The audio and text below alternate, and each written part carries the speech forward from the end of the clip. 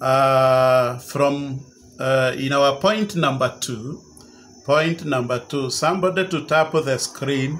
Those who are already online, tap the screen so that the video cannot hang. Fulfilling your calling requires obedience and consecration. Na hapa ndio tulikuwa tunasema ya kwamba katika kitabu cha Waroma 12 inatuhimiza ya kwamba tukaweze kujitoa kama viumbe ambavyo ni vitakatifu ambavyo vimekubalika mbele za Bwana. So we are not supposed to be conformed to this world, but we are supposed to be transformed so that we can be able to realize the purpose of our calling. Ama kuhimiza. Bwana Yesu asifiwe. In the book of 1 Samuel 15 and verse 22, the Bible says, "Behold, to obey is better than sacrifice." Ama kuwa watu ambao ni watiifu inakuwa ni kitu cha dhamana sana kuliko hata kutoa dhabihu yeyote. Na Isaya akasema pale 6 verse 8, "Here I am, send me." Kwa hivyo alikuwa tayari kutumwa na Mungu, maana alikuwa anataka kwenda kutimiza kile ambacho kilifanya Mungu aweze kumuumba. Na ndipo pale mwanzo tukasema every one of us has a specific assignment. Kuna kile kimefanya Mungu akuite. So many people know their calling, but they fail to fulfill it because they are unwilling to pay the price of obedience. Napata watu wengi wanaelewa Mungu amewaita, lakini hawataki kulipa gharama. Maana kuna gharama, hakuna vya bure. So God's purpose requires to surrender to Him so that He can use us for His honor and for His glory. So your calling today, ama kile kimefanya Mungu akukubali kuwa mwana katika ufalme, it is not about your convenience. It is about the commitment you show. When you obey, God provides the grace needed to accomplish His will. So, wewe tu unahitajika tu kaweze kuonyeshana ya kwamba you are willing to do it. You are willing to go. You are willing to perform the task. Bwana Yesu na asifiwe. Pale katika maandiko tunapata mtu mmoja alikuwa anajulikana kama Noah. He obeyed even when it did not make sense. Imagine, maandiko huu inasema ya kwamba before hakukuwa kumenyesha. Lakini yeye alikubali kutengeneza chombo akiwa naamini ya kwamba Mungu ataweza kumuokoa, na kilikuwa ni chombo cha bao. Bwana Yesu na asifiwe. Abraham left his country by faith. Akaambiwa na Mungu, toka hapa kwa wazazi wako na kwa babako, nikaende nikakuonyeshe mahali pengine. Maybe to some of us today, if you are told so, you say, God, you are not making sense here. Jesus submitted to the cross. Alikubaliana. And every fulfilled calling, it demands that we follow God's instructions and we obey Him. Bwana Yesu na asifiwe.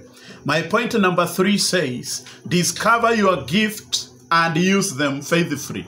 Maana kuna kitu ambacho Mungu amekupatia ili ukaweze kutimiza lengo lako katika dunia hii. Maana tumeelewa ya kwamba Mungu hakukuleta huku bure. In the book of 1 Peter chapter number 4 verse 10 to 11, as every man has received the gift, even so minister the same to one another.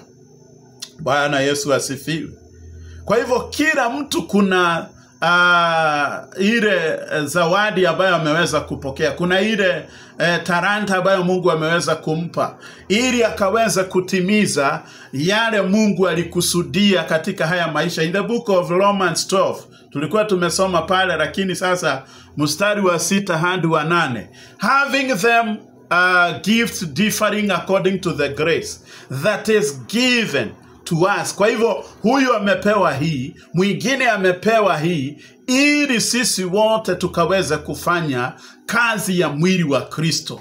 Mathayo 25:14. Ukisoma all the way to verse 30, you are going to find the parable of the talents. The parable of the talents. Kwa hivyo kila mtu aliweza kupewa, na kila mtu anapokea malipo kulingana na kile ambacho amefanya. Bwana Yesu asifiwe. So your calling is connected to your gifting. For example, today I am here this morning. Though the challenges of internet or what have you, I have to continue doing it because I have to fulfill the purpose of my calling in and out of season. Whether the situations inapenda ama haipendi, lazima ning'ang'ane, maana kuna kile kilifanya Mungu anilete katika hii dunia. Pengine wewe hatujawahi kutana face to face, wewe unayenitizama, lakini kuna kile Mungu aliweka ndani yangu, na ni lazima, sio changu, lazima nikiachilie ndio Mungu akaweze na kutukuzwa. Praise the name of the Lord. So God gives you the tools you need to fulfill your purpose. So don't bury your talent like that man mwenye alisema mimi nazika yangu. So small faithfulness, they lead to greater responsibilities, as we see in the book of Luke chapter 16 and verse 10. We are talking about, for those who are joining us now, we are talking about fulfill the purpose of your calling. Bwana Yesu asifiwe. And how do you go about it how do you go about it practically? So you have first of all to discover what are your gifts. And how are you going to discover what are your gifts? You are going to discover them through prayer and also through service. Maana ukikosa kufanyisha kazi kile ambacho Mungu ameweka ndani yako, ni kweli utafika mbinguni na utaulizwa maswali, ni jambo gani uliweza kulifanya? And when you are using them, you usually develop them through studying the word of God. Unasoma neno la Mungu ndio ukaweze kuelewa, na unafanya practice. Hallelujah. Wale wako katika department ya uibaji, lazima ukue pale, lazima uende practice na wengine ndio ukaweze pengine kama Mungu amekubariki pande ile, ukaweze kuelewa. Wale ambao Mungu ametutunuku na kupeana neno lake, kama mimi, kuna wakati utanipata nimezama katika maandiko, nasoma hili andiko, nasoma hili, ili nikaweze kutengeneza ujumbe ambao utaweza kukufikia kwa njia ambayo inaweza kueleweka. Praise the name of the Lord. And also again, you also need to deploy them in love to bless others. Maana kile Mungu ameweka ndani yako sio chako peke yako, kinastahili kikawe baraka kwa wale wengine, maana ni Mungu alikusudia na angetaka hilo lengo likaweze kutimia katika haya maisha. As I conclude, na unajua huwa namaliza mara 10. As I conclude, endure the trials. That is my fourth point. Endure trials as part of your calling. Kuitwa ni kweli, tulipokea wito, lakini majaribu ni mengi, ni mambo mengi ambayo tutapatana nayo. Every calling faces opposition. Utapata ya kwamba kuna mang'ang'ano, kuna kupingwa. But the trials, they refine your character and they prove your faithfulness. So don't give up when it is hard. It is part of your preparation. And God uses pressure to produce power. Kwa hivyo haujapotea. Mungu atasimama na wewe. Maandiko inasema katika kitabu cha 2 Timothy chapter number 4 verse 5 to 7, if you read. I'm only paraphrasing because of time. Watch yourself in all things. Endure afflictions. Maana maandiko inasema pale mwisho, I have fought a good fight and I have finished my course. Hakuna mtu ambaye anaweza sema nimepigana vita na nimemalizia akiwa yeye mwenyewe hakuna mambo ambayo amepitia, hakuna majaribu ameweza kupitia. James 1:2-4. Count it all joy when you fall into temptations, those deep temptations. Maana Mungu atasimama na wewe na atapigana na atakupigania. 1 Peter 5:10. After you have suffered a while, it makes you perfect, and it makes you to be established.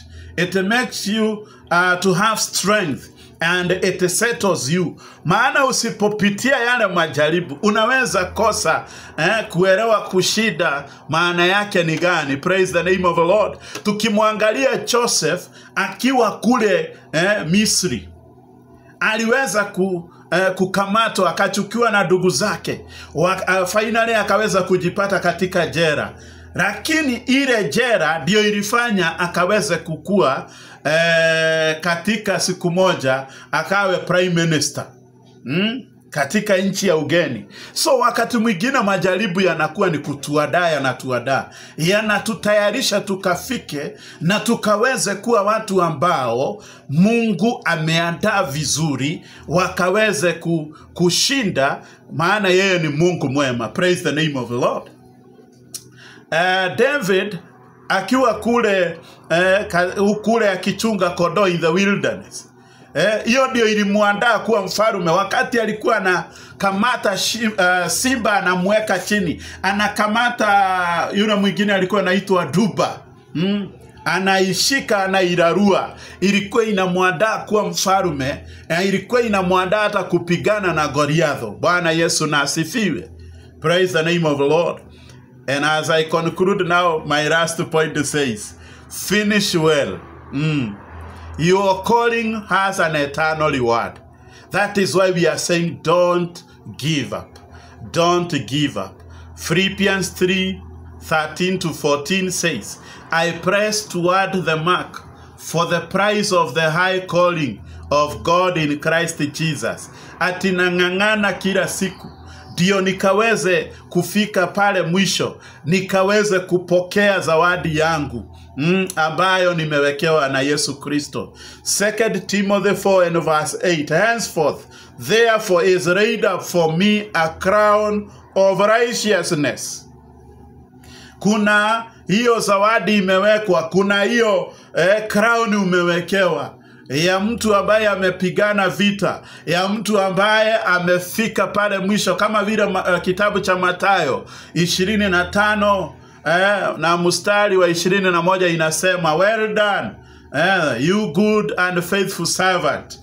Maana ukifika pale mwisho ukiwa umeshinda, ukiwa umetimiza malengo yako hapa duniani, bila shaka Mungu ataweza kukutunuku. So it is not enough to start your calling, my brother.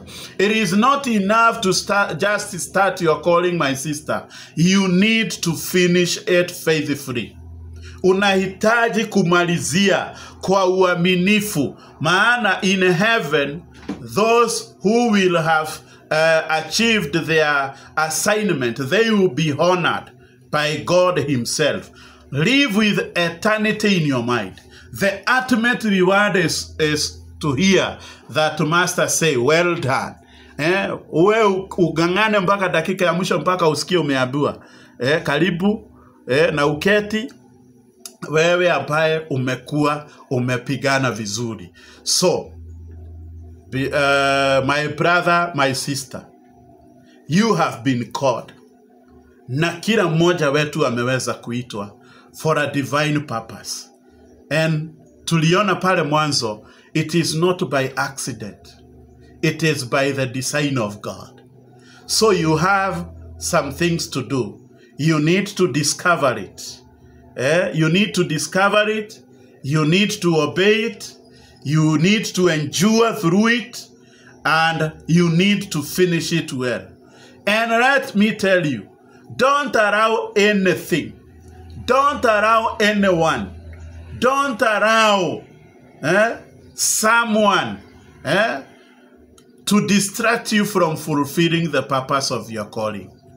Maana maandiko inasema katika kitabu cha Wathesalonike wa kwanza 5 na mstari wa 24, he who called you is faithful, and he will also help you to go through it, because he is a faithful God. Let us pray.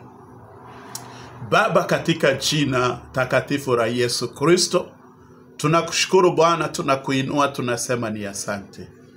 Asante kwa ajili ya siku ya leo na asubuhi ya leo, ambayo Bwana umekuwa pamoja nasi ukitunenea kupitia neno lako, ya kwamba tukaweze kutimiza malengo ambayo Mungu uliwatuwekea wakati ulituleta hapa duniani. Wakati mwingine Bwana, maana sisi ni wanadamu, tunazidiwa na majaribu ya hapa duniani, tunasahau ama tunarusha mikono, tunaachilia malengo ambayo Bwana uliweza kuyaweka ndani ya maisha yetu. Tusaidie Bwana, tukaweze kupigana vita vilivyo vizuri vya imani, ili tukaweze kushinda, na siku moja Bwana ukaweze kututunuku, maana wewe ni mwaminifu. Asante kwa kila mmoja ambaye amehudhuria ibada hii asubuhi ya leo. Na nena baraka katika maisha yake, katika kazi zake, familia yake, na kila sehemu ya maisha yake, pamoja nami kama mtumishi wako. Bwana, tunakuomba asubuhi ya leo, hata tunapoondoka kwenda nyumbani mwako, wacha Bwana ukatutangulie, wacha Bwana ukakutane na haja za mioyo yetu. Tunakutamani Bwana, na tunatamani kukuishia na pia kutimiza malengo yako katika maisha haya. Asante, maana utakuwa pamoja nasi. Tunabarikisha wiki ya hapo kuanzia kesho. Bwana ukawe pamoja nasi, ukatuongoze katika kila jambo.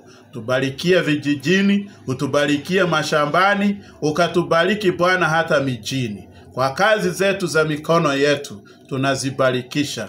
Waacha Bwana ukatukuzwe, waacha Bwana ukainuliwe, maana wewe ni mwaminifu. Kumbuka na wazazi wetu, wale tumezaliwa pamoja, wote Bwana tunaomba ukakutane na haja ya mioyo zao, maana wewe ni mwema na hakuna Mungu mwingine kama na wewe. Asante Bwana, maana umesikia maombi yetu na unaenda kuyajibu, na ni katika jina la Mungu Baba, Mungu Mwana na Mungu Roho Mtakatifu tumeomba na hata kuamini. Mtu mmoja aseme amen and amen and amen. Amen.